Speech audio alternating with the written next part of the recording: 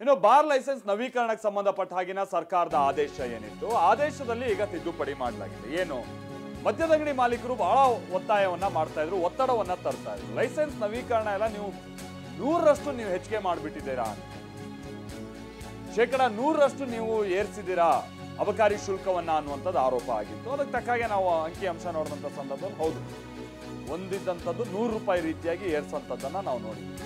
ಶುಲ್ಕ ಏರಿಸಿದ್ದಕ್ಕೆ ಹೋರಾಟ ಮಾಡಿದ್ದರು ಮದ್ಯದಂಗಡಿಯ ಮಾಲೀಕರುಗಳು. ಈಗ ಸರ್ಕಾರ ಮದ್ಯದಂಗಡಿಯ ಮಾಲೀಕರ ಒತ್ತಾಯಕ್ಕೆ ಅಥವಾ ಒತ್ತಡಕ್ಕೆ ಮಣಿದು ಪರಿಷ್ಕೃತ ದರ ಜುಲೈ 1ರಿಂದ ಅನ್ವಯ ಆಗುವಂತೆ ಅದನ್ನ ಶೇಕಡ 50ಕ್ಕೆ ಇಳಿಸಿದ್ದಾರೆ ಎನ್ನುವಂಥದ್ದು ಗೊತ್ತಾಗ್ತಾ ಇದೆ.